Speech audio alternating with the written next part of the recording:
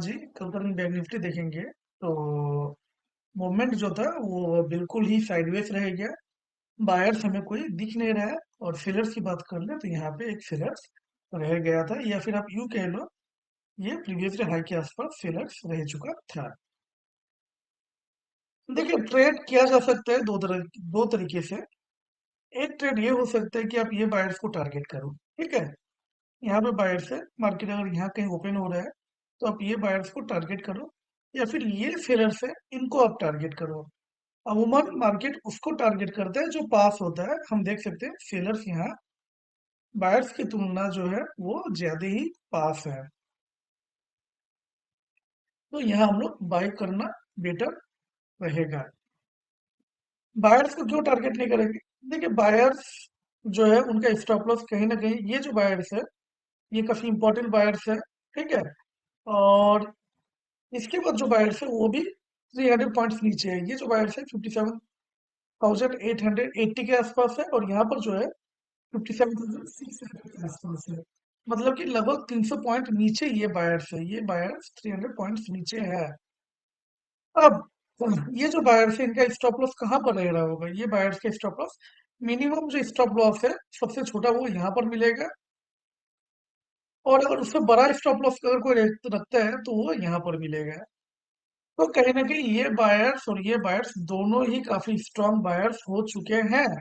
तो मार्केट एक ही बार में ये दोनों बायर्स को टारगेट करने नीचे की तरफ नहीं आएगा, इसीलिए अपना प्लान था ये सेलर्स को टारगेट करने का। अब ट्रेड खोलेंगे कि बाइंग अपॉर्चुनिटी कहाँ बन सकता था। तो देखिए, बाइंग अपॉर्चुनिटी जो था वो आपका बन जाता है 922 के रेड कैंडल में ही। इसके पीछे का लॉजिक ये है कि अगर हम लोग फिबोनाची टूल ड्रॉ करें तो हम देख सकते हैं 61% से यहाँ कितना सुंदर रिट्रेसमेंट मार्केट ने ले रखा है। तो यहाँ पर एक ट्रेड बनता है, ठीक है। मार्केट देखिए नीचे जा सकता था, ऐसा नहीं है। तो नीचे जाता तो थोड़ा ऊपर जाता, और जाने के बाद फिर नीचे जाता, और इस तरह से यहाँ जो बायर्स है नीचे वाले बायर्स उनको टारगेट करता है ये बायर्स को। हालांकि ये चांस जो है इसका काफी कम था इस तरह से टारगेट करने का।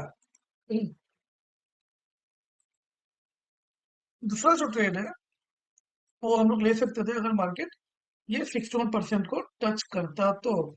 यहाँ पे मार्केट ने 61% को टच नहीं किया हुआ है, तो कोई भी ट्रेड यहाँ अपना नहीं बन पाएगा। इसके बाद में हम देख सकते हैं मार्केट को 61% टच नहीं किया हुआ है, तो यहाँ पर भी कोई ट्रेड नहीं होगा। हालांकि यहाँ अगर टच करता है थोड़ा ऊपर जाता है फिर दोबारा टच करके एक ग्रीन कैंडल बनता है तो हम लोग यहाँ ट्रेड पे इनिशिएट करते हैं। चलेंगे निफ्टी में। निफ्टी पे भी हम देख सकते हैं कल यहाँ पे बायर्स लोग थे। मार्केट जो आज ओपन हुआ तो मार्केट सबसे पहले ये बायर्स को निकाला है जो परसों पीडीसी में बैठे हुए थे, इनको निकाला गया है। हाँ जी, देख सकते हैं 61% के आसपास आके मार्केट ऊपर गया हुआ है,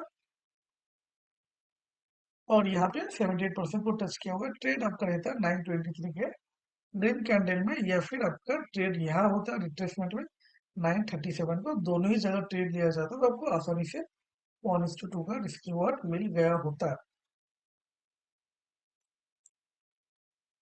इसके अलावा ट्रेड आपका यहाँ पर बन सकता था 2:14 की कैंडल में, लेकिन ये ट्रेड हमारा जो प्रैक्टिस है वो कुछ ऐसा है कि मार्केट यहाँ तक गया हुआ है, टूटा है, दोबारा 61% को तोड़ेगा और ग्रीन कैंडल बनेगा तो हम लोग ट्रेड लेंगे।